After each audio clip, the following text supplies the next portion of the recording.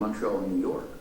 It was reported in the newspapers that the main suspect doesn't believe the charges against him are valid because the Canadian Criminal Code is developed by man, not God, and is therefore illegitimate. Similar remarks are made by Muslim extremists in the UK who say that it is wrong to think that Britain belongs to the British and that they are therefore entitled to make the rules there. On the contrary, the entire world belongs to Allah on this view, and his agents may consider themselves beyond human law. If these doctrines are being taught in Canada and not merely believed, but preached as a basis for political action, then it is no longer a matter of private beliefs, but a threat to our entire way of life, threats against which we are entitled to defend ourselves. Multiculturalism cannot become a shield behind which practice is antithetical to our freedoms of practice. If not, we risk falling into the kind of despicable position that was uncovered recently in the United Kingdom, in which hundreds of vulnerable girls were sexually abused over years with the knowledge of the police and local authorities, but nothing was done because the perpetrators were often dark-skinned and often Muslim. And it was feared that the ramifications of pursuing those criminals would be worse than letting their nefarious actions continue.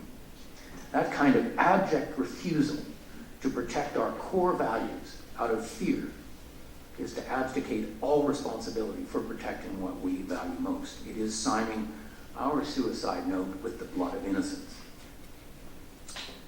Let me conclude on the same note as I did at a similar event that Fred put on a couple of years ago with Daniel Pipes.